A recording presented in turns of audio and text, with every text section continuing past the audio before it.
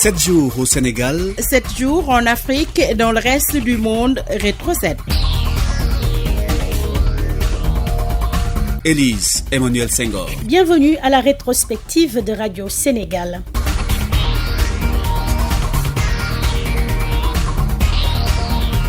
Il est temps d'instaurer une gouvernance mondiale plus adaptée aux réalités de notre temps. Le président Macky Sall, mardi dernier, à la tribune des Nations Unies, les temps forts du discours du président en exercice de l'Union africaine à l'ouverture de cette 77e session de l'Assemblée générale des Nations Unies.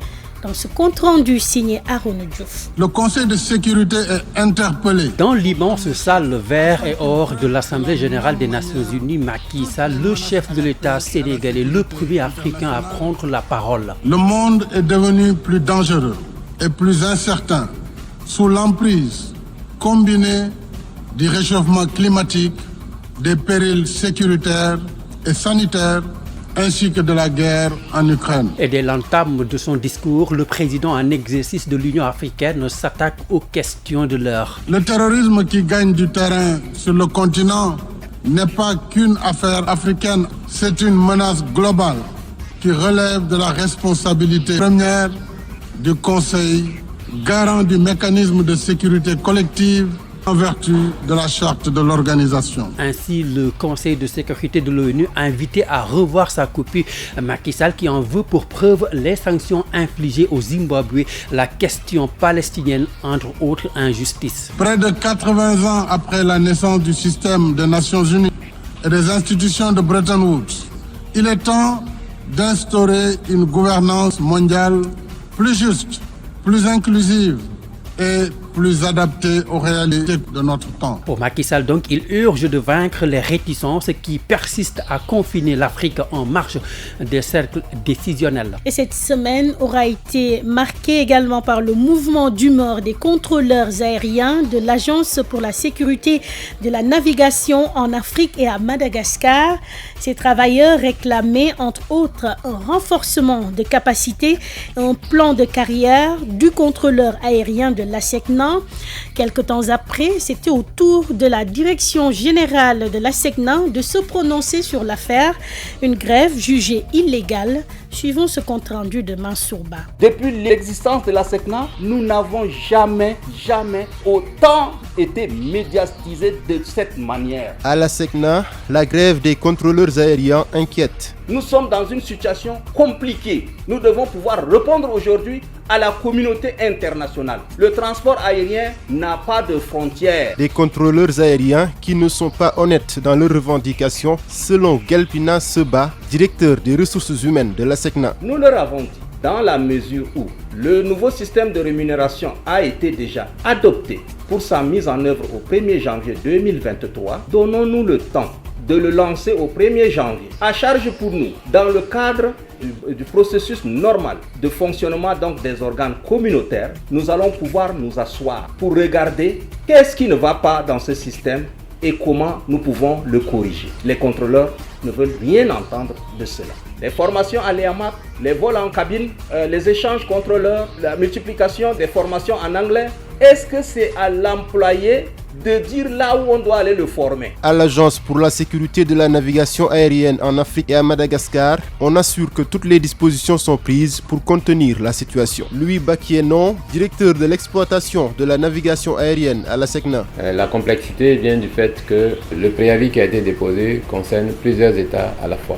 Donc il fallait donc mettre en place un dispositif qui permet aux avions, par exemple, de survoler plusieurs États à la fois. C'est compliqué puisque cette logique, il ne devrait pas y avoir donc du personnel pour assurer donc les services. Il faut s'assurer donc que l'ensemble des aéronefs qui transitent par cette zone sont en sécurité. L'Union des syndicats des contrôleurs aériens de l'ASECNA avait déposé un préavis le 25 juillet dernier. En dépit des assurances données, ils ont décidé d'aller en grève du 23 au 25 septembre. Parlons maintenant du lancement à Thiès cette semaine d'un procès historique contre une usine de fabrication d'huile et de farine de poisson. Le collectif Taxawu Kayar a entamé une procédure judiciaire contre l'usine de farine Touba Protéines ex-Barna, qui constituent selon ces populations une réelle menace à leur droit à un environnement sain. Boubacar Faye, l'affaire a été renvoyée au 6 octobre prochain. C'est sur demande des avocats de l'usine de poissons que le procès a été renvoyé jusqu'au 6 octobre. Selon Maître Demba Siré Batili, avocat du collectif Tahaou Kayar, le non-respect des règles environnementales par les responsables de l'usine est la conséquence du mal-vivre des populations de cette commune. À la date du 6, lorsque nous présenterons nos éléments, les gens pourront se rendre compte de ce que vivent les populations de Kayar, le calvaire auquel ils sont confrontés depuis des années, leur mal-vivre, les maladies qui touchent et affectent cette communauté, l'économie locale qui est totalement désorganisée du fait juste de la richesse d'une poignée de personnes. Il s'agit de mettre fin à ça. Venus en masse lors de ce procès, les populations de Kayar qui accusent les responsables de l'usine d'avoir foulé aux pieds les normes environnementales ne comptent pas lâcher du lest. Alissi est le porte-parole du collectif Tahaou Kayar. On sait que ce combat ne sera pas seulement Kayarois dans la mesure où plus de 1000 et quelques personnes seront toujours à Kayar en temps de campagne. Ils risquent de tout perdre parce qu'ils n'auront pas de poissons à amener à Touba, à Djurbel jusqu'à Fongolemi. Nous n'avons pas besoin d'une usine qui pollue. Nous n'avons pas besoin d'une usine qui nous cause tellement de dégâts. Face à ces accusations, voici la réponse de Maître Boubacar Sissé, avocat de l'usine. Nous nous entendons mener le combat pour que la justice triomphe dans cette affaire. Vous aurez remarqué que l'usine n'est même pas entourée de maisons. Kayar est au fond, l'usine est hors de la ville pratiquement, de la commune. Donc par conséquent, comment une usine qui fonctionne actuellement peut polluer l'atmosphère jusque dans la ville, dans la commune de Kayar? Ça n'existe pas. Greenpeace Sénégal, qui se bat pour la défense de l'environnement et de la sécurité alimentaire, présent au procès, compte accompagner le collectif Tahaou Kayar dans sa lutte pour la fermeture de l'usine. Boubacar Faye, Thiès pour Radio Sénégal. Et pour terminer, procès en appel de l'actuel député maire de Dakar dans l'affaire Ndiaga Diouf qui remonte à 2011. La cour d'appel de Dakar a confirmé mercredi dernier le jugement rendu en première instance. Dans cette affaire, Barthélémy Diaz a déjà été condamné à 2 ans de prison, dont 6 mois ferme, une peine qu'il a déjà purgée. Ouri Diallo, ce qui est sûr, c'est qu'on s'achemine vers un pourvoi en cassation. Le verdict tombé, la première sentence confirmée, Maître Papa Morignan s'en félicite et annonce que la bataille va continuer avec un accent particulier mis sur l'indemnisation de la famille de la victime. Donc nous, on n'a pas été surpris du tout, parce que la justice nous a donné raison, parce que depuis le début, on a toujours soutenu que c'est lui qui a tué Ndiaga Diouf. Donc, il a été condamné à nous payer la somme de 25 millions. C'est ça qui a été confirmé. 25 millions, mais ce qui n'est pas encore fait, c'est ça? Non, jusqu'à présent, bon, il fait de la résistance, il ne veut pas payer. Donc, on va le porter par A ou B. Par A ou B? Par A ou par B, ah oui. Du côté de l'accusé aussi, les avocats s'organisent. Maître Hourey Siba, un des avocats du député maire de Dakar, Barthélémy Diaz. Le plus important pour nous, avocats, c'est de faire un pourvoi en cassation.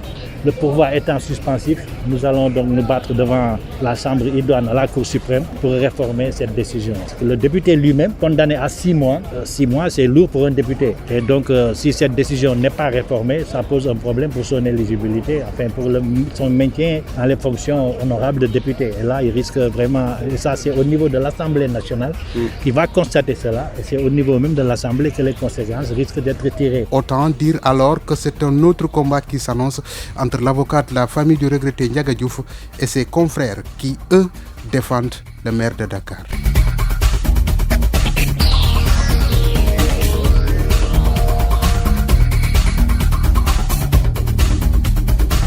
Voilà, c'est tout pour Rétro 7. Merci de l'avoir suivi. Présentation, Élise Emmanuel Senghor. Préparation et réalisation, Aaron Diouf. Avec la coordination de Ibrahim Assadi. L'équipe digitale, Mamadou Diagne et ses collaborateurs. Merci à vous de l'écoute. Ce programme est disponible sur toutes nos plateformes digitales, Facebook, YouTube, Twitter de Radio Sénégal.